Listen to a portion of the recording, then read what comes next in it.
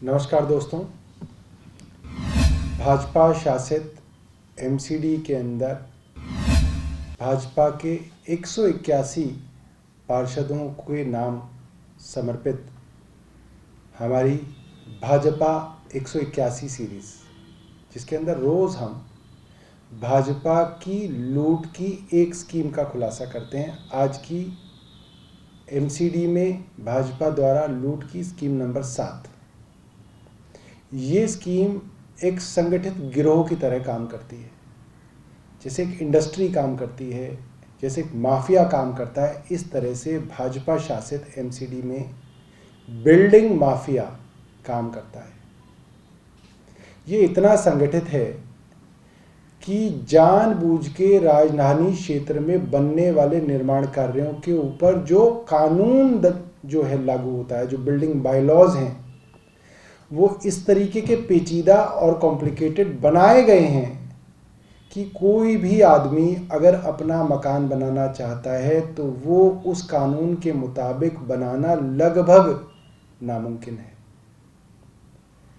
उसके फलस्वरूप आप कितने ही कानून को मानने वाले हों, आप कितने ही अच्छे नागरिक हों, आपको अगर अपनी बिल्डिंग बनानी है तो आपको एमसीडी के बिल्डिंग विभाग को रिश्वत के पैसे देने ही पड़ेंगे। इसकी आपके पास कोई चॉइस नहीं है। दिल्ली में मैं एक विधायक के तौर पे आपको पूरी जिम्मेदारी से कह रहा हूं कि आपके पास कोई विकल्प नहीं है बजाय इसके कि आप एमसीडी को पैसा दें। अब ये पैसा जो है वो इस संगठित तरीके से लिया जाता है कि एरिया के रेट जो हैं वो पता है। जैसे जिस एरिया से मैं आता हूँ ग्रेटर कैलाश से, वहाँ पे ग्रेटर कैलाश पार्ट 1 में अगर आपको बिल्डिंग बनानी है तो एक लेंटर के आपको 2.5 लाख रुपए देने पड़ते हैं। तो अगर आपने 4 लेंटर डाले तो 10 लाख रुपए एमसीडी को जाएंगे। इसका कोई विकल्प नहीं है। वो एमसीडी में कहाँ तक जाते हैं? बेलदार आता है लेने, जिसकी कच्ची नौकरी होती है, उसको आप पकड़ लो, कहेंगे बेलदार की इतनी हैसियत नहीं है कि वो 10 लाख रुपए रिश्वत ले जाए।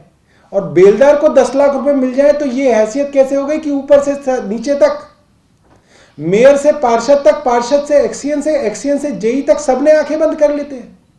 और अगर 10 लाख रुपए नहीं पहुंचे तो नोटिस आते हैं, सीलिंग होती है, डिमोलिशन होता है, कोर्ट जाते हैं, बिजली कटती है, पानी कटता है। तो ये पूरा का पूरा माफिया है, संगठित माफिया।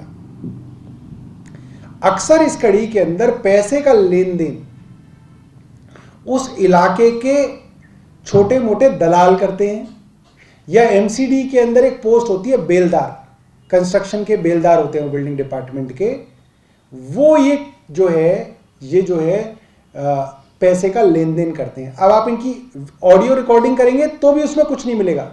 ये कहेंगे 4 किलो आलू लगेंगे, मतलब 4 लाख रुपए देने। आप उनको आलू देने जाओगे तो आपकी बिल्डिंग टूट जाएगी। आलू का मतलब है लाख। आप रिकॉर्ड कर लो। तो जब नई बीजेपी एमसीडी का चुनाव लड़ने आई तो इन्होंने बोला नए चेहरे नई उड़ान। उड़ान आप समझते ना, ऊंचाई। तो अमित शाह साहब ने यह नारा दिया कि हमारे जो पुराने पार्षद हैं वो ये मानते थे कि लोग उनसे लगभग नफरत करते हैं, उनको बेईमान मानते हैं, नलायक मानते हैं, और उन सब के टिकट भाजपा ने काट दिए और नए चेहरे नई उड़ान आई। और ये हमसे पहले, हम कई बार आज से पहले दावा कर चुके हैं कि नए पार्षदों ने जिस एमसीडी का गठन किया उसने पुराने सारे चोरी डाकू के जो रिकॉर्ड थे वो तोड़ दिए। उस रिकॉर्ड के अंदर आज एक बहुत बड़ा सम्मान शामिल होने जा रहा है। अब क्योंकि नए हैं तो इनको उड़ान की जो कोशिश है, जो इनके अंदर उड़ान का जो जज्बा है वो ज्यादा है। इनको लगा कि बेलदार से क्यों देना, बेलदार को लोगे तो जेई, एई, एक्सियन सब में बटेगा, पार्षद के पास एक छोटा हिस्सा आएगा, फिर ऊपर भी पार्षद को देना पड़ता है, जाहिर सी बात है। तो पार्षद जी ने यहां कहा कि हम ही खुद डील कर लेंगे। और ये पार्षद हैं मनोज महलावत, वसंत कुंज, वार्ड 69S, दक्षिण दिल्ली नगर निगम के भाजपा के सम्मानित पार्षद हैं। वसंत कुंज के अंदर फॉर्म्स हैं और वहां पे एक जगह खसरा नंबर 644 के अंदर एक कंस्ट्रक्शन हो रही थी। एमसीडी को इसके बारे में जानकारी मिली। Basement, first floor, ground floor और ग्राउंड फर्स्ट और सेकंड फ्लोर वहां पे बन रहा था। उसका नोटिस वहां के एई संजीव अरोड़ा ने 23/11/2020 को दिया। यह नोटिस है एमसीडी का। और नोटिस देने के बाद फिर सौदेबाजी की गई। सौदेबाजी खुद पार्षद जी कर रहे थे। जिस आदमी से सौदेबाजी कर रही थी उसके सरकार के अंदर ऊंचे कनेक्शन थे। बताया जाता है एक बड़ा अधिकारी है। उस अधिकारी ने सीबीआई को बताया कि एमसीडी का एक इंजीनियर मुझसे पैसे मांग रहा है और सीबीआई ने एमसीडी का जेई समझकर ट्रैप लगाया। कल शाम 7:11 पर एमसीडी के भाजपा के काउंसलर खुद रंगे हाथों पैसे लेते हुए सीबीआई द्वारा पकड़े गए। 10 लाख रुपए वो लेते हुए पकड़े गए हैं। कमाल की बात यह है कि सीबीआई ने जब उनको पकड़ा वो भागने की कोशिश कर रहे थे और बड़ी मुश्किल से वो पकड़ में आए और काफी शोरगुल हो गया, काफी हल्ला हो गया, काफी लोगों को पता चल गया। सीबीआई को यह बाद में पता चला कि वो एमसीडी में भाजपा के ही पार्षद हैं और ऊपर से सीबीआई को बहुत डांट पड़ी।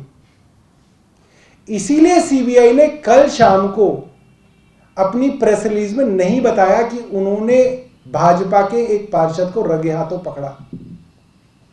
आज भी मैंने कई टीवी चैनल्स और रिपोर्टर्स को फोन किया तो उनको भी नहीं पता। बड़े प्रतिष्ठित रिपोर्टर्स को मैंने फोन किया, उनको कानो कान खबर नहीं है कि इस तरीके से रेड हैंडेड बीजेपी के पार्षद पकड़े गए हैं। हमारा सवाल यह है, ऐसा क्यों है? सीबीआई को तो प्रेस रिलीज कल शाम को ही करनी चाहिए थी। उनका तो पीआरओ जो है वो तो टीवी के लिए मतलब टीवी के लिए जान देने के लिए तैयार रहते हैं। मौका चाहिए उनको तो। और आज उनको अदालत के अंदर पेश किया गया है। वहां पे भी अगर कोई आम आदमी पार्टी का कोई नेता होता और उसके ऊपर कोई झूठा आरोप लगा होता तो वहां पे तो पत्रकारों की लाइन लगी होती कोर्ट के आगे। पत्रकारों को कानों कान खबर नहीं दी गई है क्योंकि गलती से अपना आदमी पकड़ा गया है। अब आप इस चीज को समझिए, जब हम पहले कहते थे कि बिल्डिंग डिपार्टमेंट के अंदर कई करोड़ रुपए की लूट होती है तो हमारे भाजपा के जो साथी थे वो बड़े नाराज होते थे, कहते थे हम मानहानि का दावा करेंगे। और देखिए अब भगवान ने बता दिया कि मान ही नहीं है, हानि कहां से होगी। आपके तो पार्षद रंगे हाथों पकड़े जा रहे हैं और इतनी लूट, इतने भ्रष्टाचार होने के बावजूद अगर भाजपा का शीर्ष नेतृत्व यह कह रहा है कि सब कुछ ठीक है, सब कुछ ईमानदारी से चल रहा है, आप किसी एरिया में चले जाइए, किसी बिल्डर से बात कर लीजिए, किसी आदमी ने अपना नया मकान बनाया उससे बात कर लीजिए। आप लोगों के रिश्तेदार, जानकार, सलाहकार, बहुत सारे कुलीग्स होंगे जो मकान बनाते हैं, हर आदमी बता देगा कि एमसीडी को पैसे देने पड़ते हैं। उसके बावजूद बीजेपी कहती है कि नहीं, आम आदमी पार्टी झूठ बोल रही है। इसका मतलब बीजेपी का शीर्ष नेतृत्व भी इससे मिला हुआ है। उन तक भी हो सकता है ये पैसे पहुंचते हों।